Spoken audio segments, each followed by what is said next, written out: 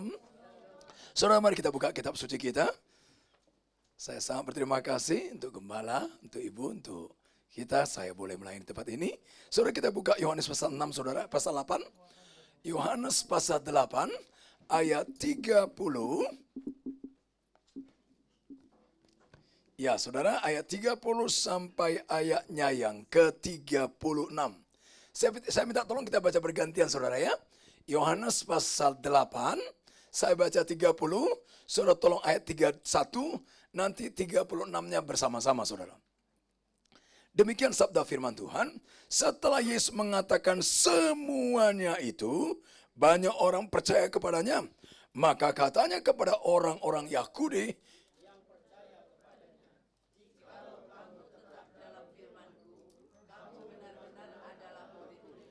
dan kamu akan mengetahui kebenaran, dan kebenaran itu akan memerdekakan kamu.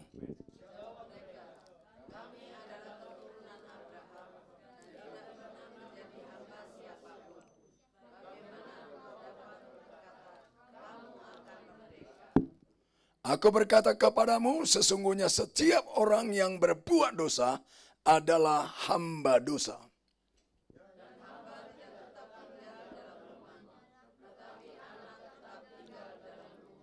Bersama saudara, jadi apabila anak itu memerdekakan kamu, kamu pun benar-benar merdeka. Jika anak itu namanya siapa itu? Yesus Kristus Tuhan kita itu. Jika anak itu memerdekakan kamu, kamu benar-benar merdeka. Galatia 5 ayat 1 katakan supaya kamu benar-benar merdeka. Kristus Yesus Tuhan telah memerdekakan kamu. Benar-benar. Berarti ada yang nggak benar-benar ya? Ngaku-ngaku ya? Saudara, ada benar-benar, tapi ada yang ya dong saudara. Oke, saya gambarkan sebentar saudara. Yang namanya kemerdekaan itu sangat mahal sekali. Kita tahu persis bagaimana Indonesia masih merdeka saudara. Begitu merdeka dia begitu banyak orang dikorbankan ya. Nyawa dikorbankan, betul ya? Sepakat ya saudara ya? Wah, di banyak negara, di banyak tempat nggak ada yang namanya kemerdekaan itu sungguh gratis, murahan. Justru yang murahan itu bukan merdeka, saudara. Saudara kesatuan, coba kita perhatikan, izinkan saya gambarkan satu ilustrasi yang pernah saya nonton film ini, pernah saya awal-awal saya baca novelnya, lalu saya bukan novel hayalan, saudara, cerita fakta, saudara, tentang kemerdekaan Scotland nih, saudara.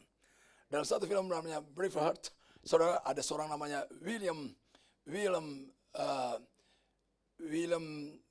nyontek dulu ya. Williamnya saya kenal saudara, karena nama saya Richard William saudara. William Wallace saudara. Rupanya faktor U itu nggak bisa dipungkiri rupanya saudara. Saudara, William Wallace saudara, dia seorang pejuang yang sangat luar biasa dari Scotland dia saudara. Dia yang menyemangati supaya Scotland merdeka, tapi nggak mudah. Kerajaan Inggris adalah kerajaan zaman itu begitu, rajanya begitu kejam, lalu menangkapi, membunuh para pejuang-pejuang, termasuk Wales saudara. Ditangkap namanya Wales ini, William Wales, ditangkap, disiksa begitu rupa supaya dia give up, supaya dia nyerah. Pertama-tama dia ditarik kuku-kukunya saudara. Katakan give up. Dia bilang no give up. Enggak ada give up. Dan kamu hidup saya enggak ada give up, kata dia, enggak ada nyerah. Tarik saudara, tarik terjadi pendarahan saudara. Lalu bilang enggak give up, lalu ditarik kuku-kuku kakinya. Lebih sakit sekali, saudara. Darah luar biasa. Sampai dia malam-malam bisa begitu meriang, begitu sakit sekali. Suruh give up. Nggak mau give up, saudara. Ditanggal giginya, saudara. Banyak darah sekali, saudara. Lalu akhirnya dia berkata, kalau kamu tidak berkata give up, kamu akan dihukum mati. Caranya bagaimana, saudara? Sangat menyakitkan sekali. Diikat kepalanya, saudara. Diikat kakinya. Lalu diangkat dia tinggi. Waktu diangkat tinggi, lalu dibuat kepalanya ditarik keras. Pelan-pelan saudara, ditarik kaki, ditarik ke bawah saudara, supaya dia tercabik-cabik. Dan sudah itu berulang kali pernah terjadi saudara. Dia akan mengalami itu. Waktu dia mulai diangkat ke atas, dia tetap diterakin, give up, katakan menyerah. Dia enggak, dia diam saja saudara. Lalu mulai ditarik itu, tiba-tiba dia mulai mulutnya begitu sangat kesakitan, mulutnya mulai seperti berbicara, tiba-tiba Raja Inggris berteriak begini, stop. Kelihatannya dia mau mengatakan kata give up. Turunkan. Lalu diturunkan saudara kembali dia. Lalu sang raja bilang ini, sekarang katakan dengan suara keras, give up. Dia lagi kesakitan dan Nafasnya lagi dia tarik 1, 2, dia tarik. Tiba-tiba dia berteriak sekeras-kerasnya. Tadi dia ngomong gak mau give up. Gak mau give up. Gak mau give up. Tiba-tiba ini suara yang paling keras. Suara yang paling tinggi dia ungkapkan. Dia teriak, freedom. Waduh, merdeka. Wah, akibatnya apa saudara? Dia tidak pakai proses panjang lagi, disiksa lagi. Langsung sang raja suruh sembelih dia. Dipenggal lehernya. Dia mati saudara. Tapi saudara, lewat inspirasi dia dikorbankan sebegitu rupa saudara. Akhirnya 6 bulan kemudian, namanya Skotlandia pun merdeka total saudara. Keren ya? Tapi nggak gratis saudara. Ada korban saudara. Ada orang yang mau teriak begitu pasti untuk bangsanya. Freedom. Saudara masih ingat, 2000 tahun yang lalu, Kristus Tuhan di Golgota. Dia dipanggang matahari saat terik matahari. Dia sangat mengalami begitu penderitaan sangat sekali saudara. Bahkan ketika dia ungkapkan kalimat pertama, dia mengungkapkan kalimat begitu cukup keras. Bapa, ampuni mereka. Kalimat kedua, kalimat ketiga, kalimat keempat, di tengah-tengah mentari paling menyengat. Di tengah-tengah siang matahari, dengan lantang jam 2 siang, dengan sikap menantang, menatap semua kegelapan. Tapi ketika itu, matahari pun menyembunyikan diri.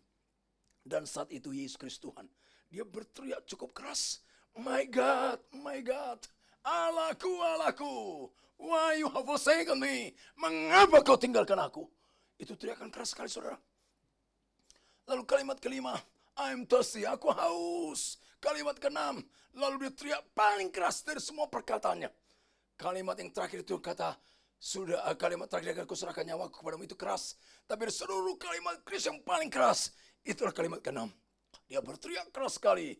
It is finished. Sudah selesai. Tete lestai. Wow, itu ungkapan clear. Tuntas, selesai. Kemerdekaan pun sudah terjadi. Itu bukan kalimat selesai, the end. Bukan. Itu kalimat kemenangan yang pasti. Dan ketika dia berkata, tete lestai. Lalu dia katakan semua clear, sudah selesai semua. Dia serahkan nyawanya. Dan kata firman Tuhan, tabir Allah terbelah. 2, kemerdekaan besar terjadi. Kemerdekaan bukan saja dari dosa-dosa kejahatan, dari keluh kesah kelelahan, ketidaktentuan arah. Tapi kita bisa mengalami kemerdekaan untuk menikmati hadiratnya, menikmati pribadinya begitu menakjubkan dan mulia, dan tetap tinggal dalam dia, dan menikmati kemenangannya, dan terus melaju bersama dia. Saudara Tuhan, kemerdekaan itu mahal sekali saudara. Makanya saya sedih sekali kalau ada orang Kristen, kok masih saja suka sekali main-main sama dosa ya? Kok masih saja suka enggak menikmati hadiratnya, dan terus berjalan dalam teritorinya, dan tuntunannya, dalam maunya, dan menikmati, istilah saya, bersenang-senang, berenang-renang dalam dia. Banyak orang enggak betah, saudara. Padahal kalau dikatakan saudara ayat 35, anak itu, katanya, kalau bilang anak yang sudah dimerdekakan itu, anak betul-betul anak, dia betah dalam rumah. Betul ya? Anak saya betah sekali di rumah. Makanya istri saya agak kesal gitu. Main keluar kayak di luar-luar lah. Nanti nggak bergaul. Kan udah tadi di sekolah. Di luar. Dia betah sekali di rumah. Kadang-kadang kesal kali aku. Kata anak Medan. Kesal. Saudara.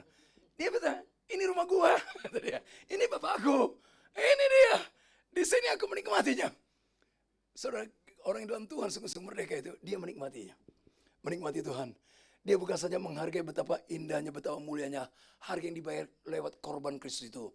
Kita mengalami kemerdekaannya. Tapi betapa indahnya, betapa takjubnya.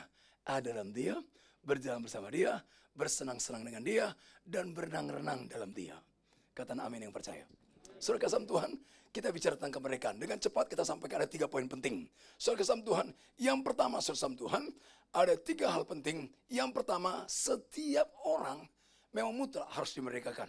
Dan harus mau dimerdekakan. Kenapa? Setiap orang adalah budak dosa, tanpa kecuali. Faktanya demikian. Roma 3 ayat 23 katakan, semua orang telah berbuat dosa. Kata berbuat itu bukan bahasa aslinya kata to do, dia karena melakukannya. Tapi sebetulnya bahasa aslinya begini, hakikat. Pada hakikatnya semua manusia ini orang berdosa. Sepakat saudara?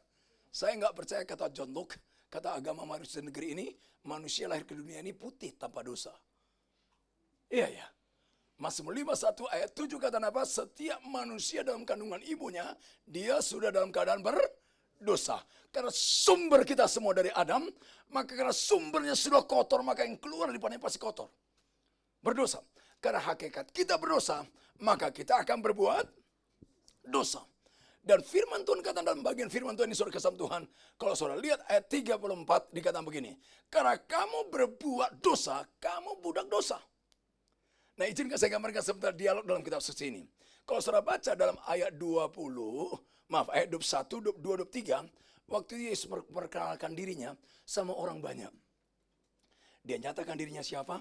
Dia pribadi juru selamat itu, dia adalah Tuhan. Lalu orang mempertanyakan begini, masa iya? Atau istilahnya, Masya Allah, Azubillah bin Zalik, yang benar aja loh, gitu ya. Tapi Tuhan ngomong gini tegas, saudara. Dia bilang ayat 24, siapa yang gak percaya padaku? Dia tetap dalam dosanya, dan dia adalah, katanya, akan binasa selama-lamanya. Keras sekali. Lalu Tuhan bukan saja ultimatum kayak gitu kalimatnya. Dia perjelas perlambat-lambat, ayat 25, 26, 27, 28, 29. Dia jelaskan, aku, dia ulang, dia jelaskan dirinya. Dia adalah Elohim, dia adalah Yahweh, dia adalah anak Bapa, dia adalah Mesias, dia jelaskan. Dan luar biasa hasilnya, sekarang lihat ayat 30, hasilnya apa? Dikatakan ayat 30 begini, setelah Yesus mengatakan semuanya itu, banyak orang percaya padanya. Bagus ya? Kalau udah percaya, udah selesai nggak? Seharusnya sudah selesai, harusnya ya. Udah percaya. Tapi rupanya percaya ini, percaya nggak jelas. Sebelumnya kalau saudara lihat ayat 23, ayat 21, banyak orang Tuhan ngomong sama mereka. Muncul dari banyak orang ini, banyak yang percaya. Artinya ada yang enggak? Iya, saudara. Saya katakan saudara, puji Tuhan. Tahun-tahun ini saudara, gereja Tuhan begitu banyak sekali orang hadir. Jemaat Tuhan. Banyak orang percaya. Bagus ya? Banyak orang enggak saudara. Saya ini penginjilan, sudah ke banyak kota, ke banyak bangsa, bahkan jauh-jauh saudara, ke Afrika, iya, ke Kolombia, iya, bukan Kolombia kredit saudara ya, Kolombia benar saudara, ke Venezuela, iya banyak, wah kadang-kadang kita bikin KKR, banyak orang nggak mau dengar saudara, nggak ikutan saudara, kita KKR di Aceh saudara, banyak orang nggak mau dengar, bahkan mengumpat kita saudara, banyak, tapi puji Tuhan, ada juga, bahkan banyak juga saudara yang dengar, dan mengklaim diri percaya. Bahkan mereka masuk gereja. Tapi sedih sekali kalau saudara terus ayat ini, rupanya belum selesai. Karena rupanya banyak orang percaya ini, nggak sungguh-sungguh percaya. Saudara dalam bahasa, baik dalam bahasa Ibrani, diterjemahkan dalam bahasa Inggris, saudara, kata faith, kata iman, diterjemahkan kata dua. Kata believe sama kata trust. Gak apa-apa lah, itu bahasa Batak semuanya. Oh enggak, bahasa Inggris. Enggak, karena bahasa Indonesia ya percaya-percaya aja bukan? Untuk menerjemahkan. Dan kata yang dipakai dalam ayat ini, itulah kata believe. Kata percaya. Dia bisa ikut nyanyi, memuji Tuhan, semangat memuji Tuhan. Tapi faktanya, tidak sungguh-sungguh percaya, tidak sungguh-sungguh trust. Maka enggak merdeka. Buktinya kata Tuhan begini, coba lihat sekarang ayat 32.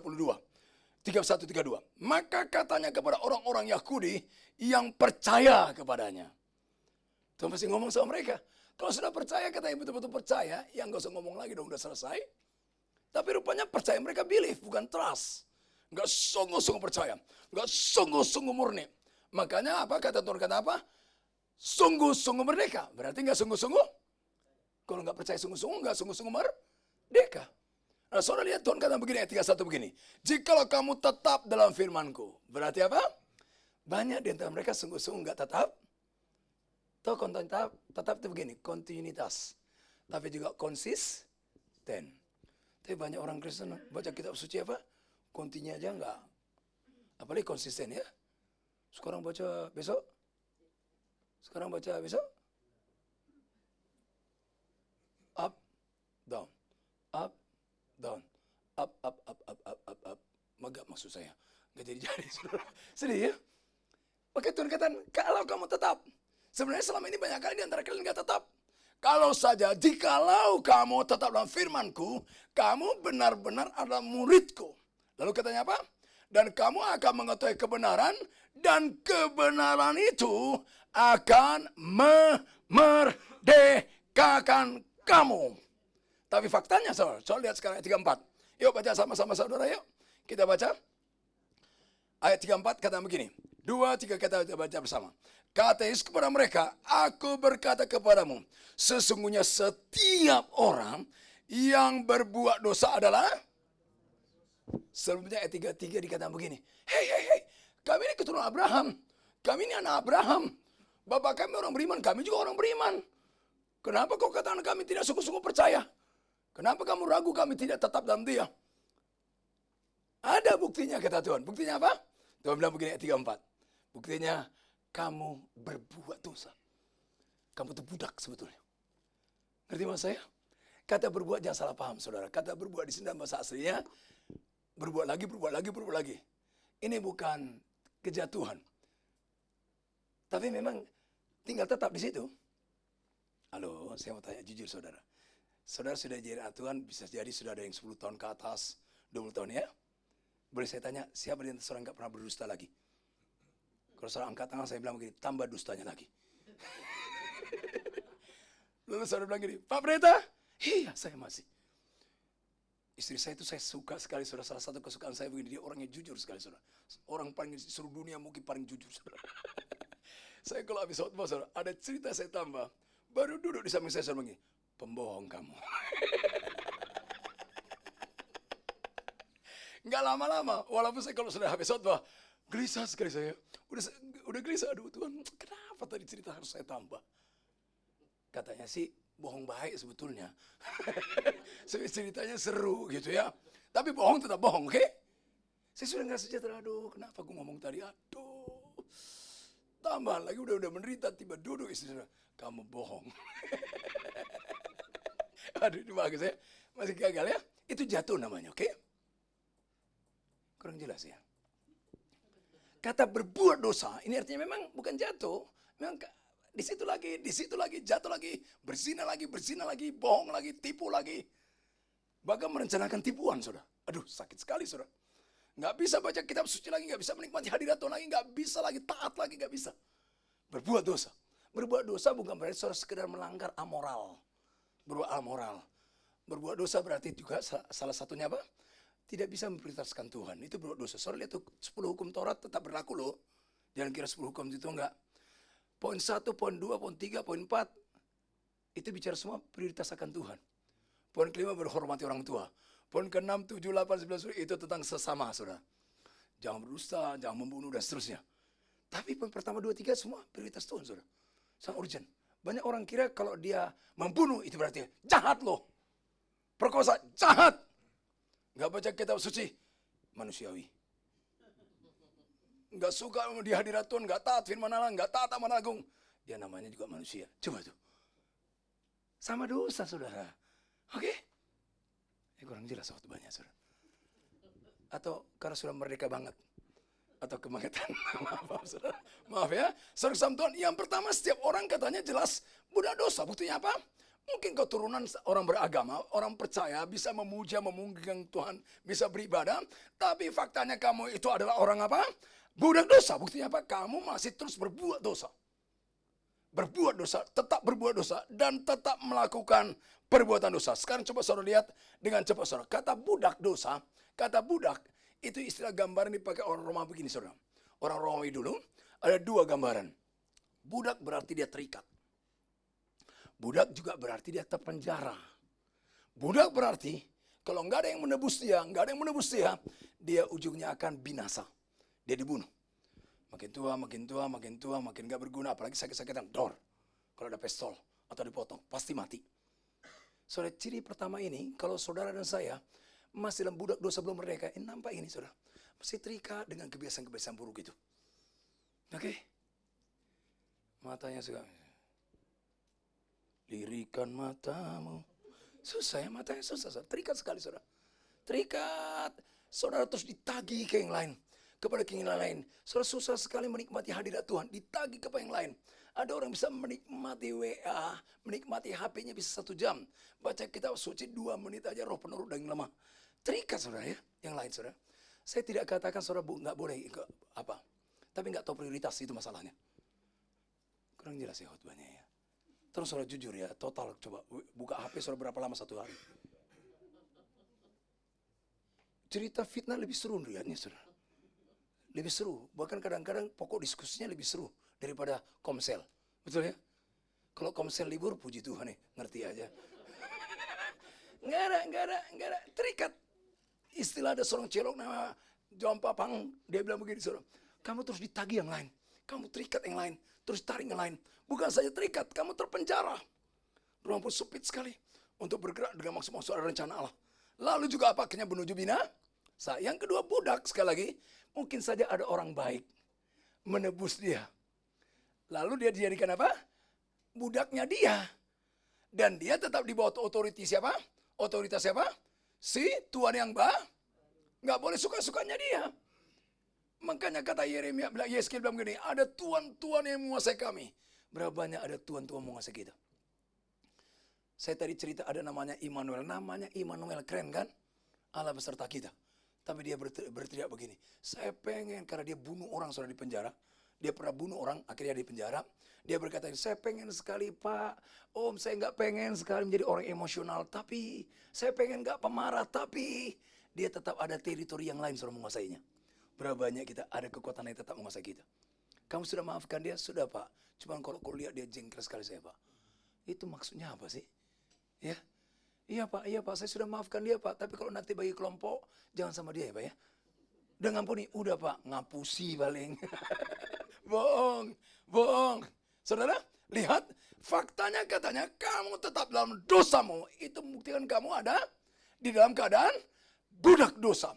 Nah saudara, budak dosa berakibat saudara 4 hal. Coba lihat, kalau orang budak dosa, ada akibatnya apa? Pertama, sekali lagi dia dikuasai oleh dosa. Dia dalam kendali dosa. Namanya budak dosa. Dosa itu menguasai dia. Artinya yang lain lebih penting dari Tuhan. Itu namanya budak, saudara. Yang lain lebih penting daripada kebenaran Tuhan. Berarti saudara masih budak. Saya mau tanya sebentar, saudara. Tolong jujur ya. Saudara, ini nampaknya saya kasih ilustrasi yang ekstrim sekali. Saudara suka sekali nggak baca kitab suci? Tolong jujur ya. Kata-kata saya kan jelas, suka sekali nggak baca kitab suci? Kira-kira tadi pagi berapa pasal bacanya? Kemarin berapa pasal? Sekarang pertanyaan lebih lanjut. Saudara suka sekali atau sekali-sekali atau kali-kali aja? Susah ya? Suka sekali? Boleh cerita tadi pagi kayak mana saudara dalam komsel? Baca kitab suci ya? Bisa bangun pagi jam 4? Saya tadi alarm karena saya sudah lelah sekali. Kemarin saya dari pelayanan cukup padat sampai jam 3 pelayan di Sentul di Bogor sana. Dari sana saya tancap bawa mobil saudara, supir Medan saudara. Jadi agak capek. Lalu saya doa persiapan sampai jam 11. Saya bikin alarm bangun jam 5. Supaya jam 6, jam standar tidur sudah 6 jam. Tapi tetap aja sudah biasa jam 4 bangun aja gitu ya. Tetap aja di dalam hadirannya. Suka sekali saudara. Berapa banyak diri kita bisa menikmati? Nggak jelas ya. Nah sekarang kita ganti saudara. Andai nggak saudara tinggal di Cirebon. Oke. Lalu saudara dapat pekerjaan di Jakarta. Tapi saudara masih tinggal di Cirebon. Saudara masuk kerja itu jam 7 pagi. Kerjanya jam 7 sampai jam 10. Dapat gaji 1 hari 50 juta. Terlambat 5 menit dipotong 5 juta. Gajinya 50 juta loh saudara.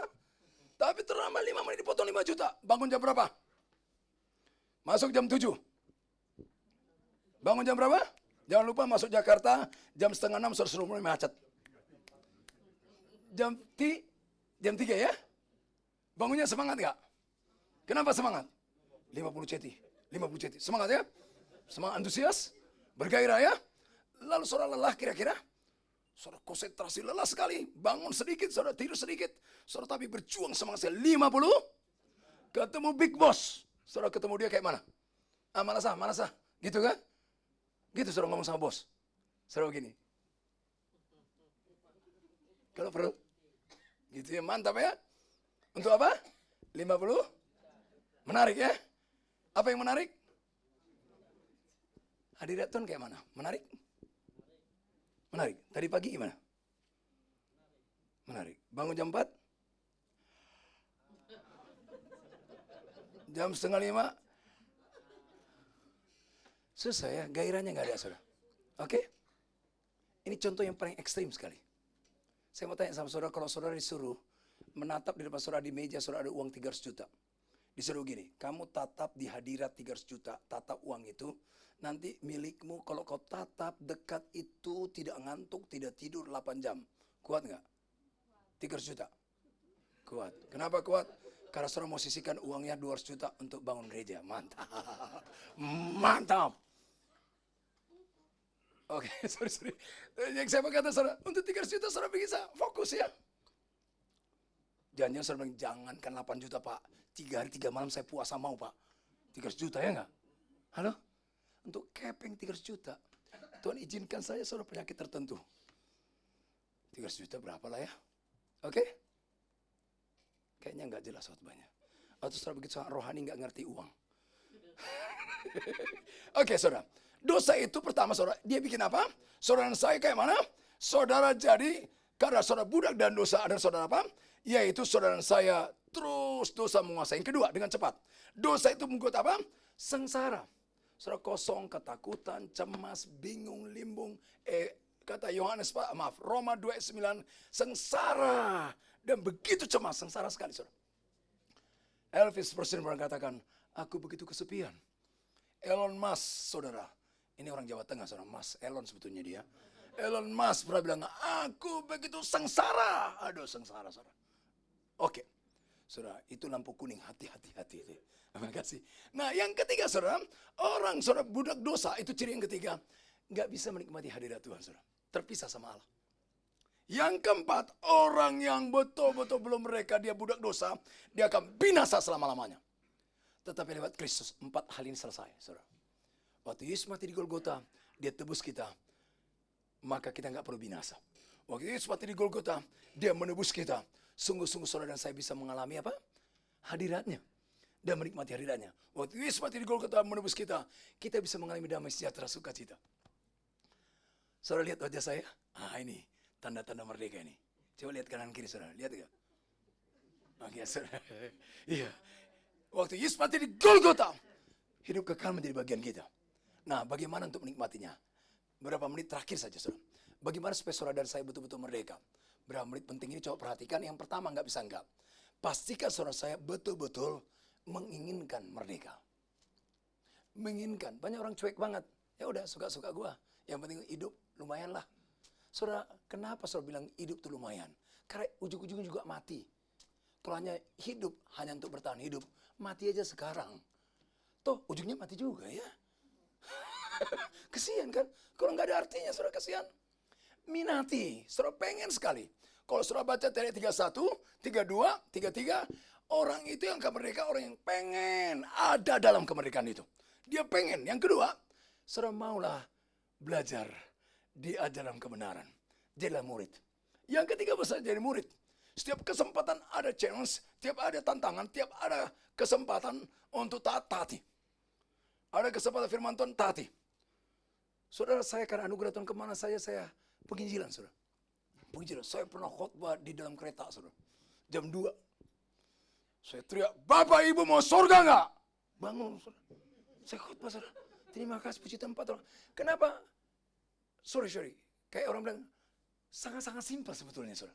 Karena sudah biasa, oke? Kalau jelas ya.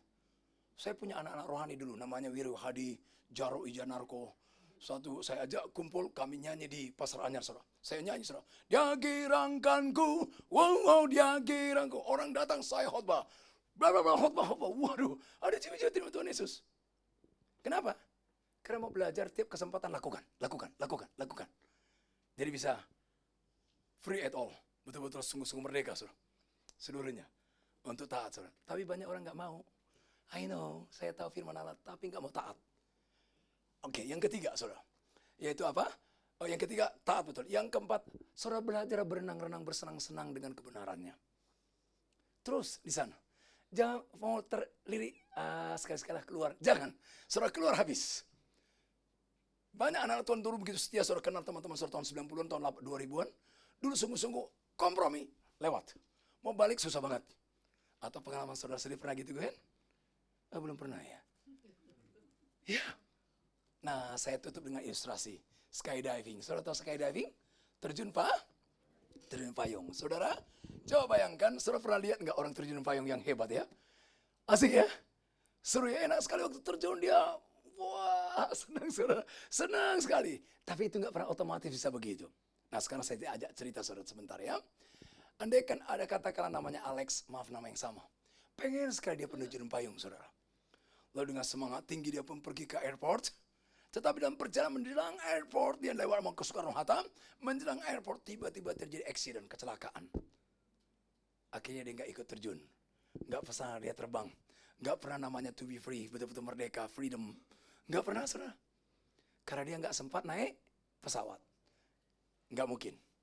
Berapa banyak orang Kristen nggak pernah bikin keputusan sungguh-sungguh ada dalam Kristus. Menyerahkan diri sama Kristus. Sungguh-sungguh dalam Kristus. Kalau saudara nggak pernah putuskan itu, saudara teralihkan ada insiden tawaran dunia ini. Saudara nggak pernah komitmen, saudara nggak bisa terbang. Nggak pernah mereka. Yang kedua saudara, taruhlah dia akhirnya sampai ke airport saudara. Bahkan sampai ke pesawat. Lalu ketika di pesawat, pesawatnya mau naik, mau dia ditanya begini. Kamu waktu training, masa-masa latihan untuk skydiving, untuk terbang, kamu ikut nggak 3 bulan? Ikut pak. Mana sertifikatnya? Nggak dapat pak. Kenapa nggak dapat sertifikat? Saya ikut training 3 bulan, 2 bulan bolos pak. Wah, sekarang saya tanya saudara, bisa nggak dia dibawa terbang? Berisiko ya? Berisiko. Dia nggak punya ability, nggak punya wah nggak bisa terbang orang ini. Yang ketiga, saudara, taruhlah dia ikut ketat 3 bulan, saudara. Dapat sertifikat, ikut pemuridan, saudara. Bagus, saudara. Lalu dia naik pesawat. Pas naik pesawat, dibuka pintu, disuruh lompat sama instruktur. Dia gini, halo pak, mati pak, maaf, dia malah pipis saudara di situ. Nggak bisa. Akhirnya dia nggak bisa tetap nggak ada desire, saudara. Nggak ada gairahnya ke sana. Nggak ada kesukaannya ke sana, saudara. Nggak pernah terbang. Taruhlah, saudara. Akhirnya dia betul-betul berani, saudara. Poin keempat, dia berani. Dia lompat, saudara. Wihuu, katanya ya. Wah, asik. Toto kira-kira 200 meter menjelang bumi, daratan. Dia nggak bisa buka payungnya, saudara. Ini namanya nggak sungguh-sungguh merdeka sepenuh. Bang! Itu berarti terbang untuk konyol, maaf. Sahabat saya harus katakan saudara harus berani gini, saudara. Bagus saudara-saudara rindu, pengen dalam dia. Dan betul-betul saudara mau di dalam dia. Mau masuk pesawatnya Kristus. Tapi nggak cukup saudara mau dong ikut pemuridan dong. Belajar terus ya. Jangan kalau hujan lebat, puji Tuhan nggak jadi komsel. Puji Tuhan nggak ada training diri kita. Masuk surga, mantap. Banyak orang kira ikut Tuhan itu kayak makan es krim enak-enak nyampe gitu selesai saudara. Harus ada proses saudara. Yang ketiga, taat, lakukan. Udah gitu lakukan saudara. Percaya saudara, betul-betul terbanglah. Kalau ada saatnya saudara hampir jatuh ke bumi, percayalah, tangan Tuhan penuh dengan rahmat, dia siap tatang saudara. Angkat saudara lagi. Saya berapa kali pernah hampir terhembab saudara. Pernah? Tapi tangannya begitu setia. Dia angkat lagi. Hei, terbang. Malah terbangnya lebih tinggi. Wah, lebih lagi. Betul? Yuk, saudara nikmatilah. Dia tawarkan kemerdekaan sejati buat kita. Mari kita berdoa. Bapa, terima kasih. Engkau baik dan mulia.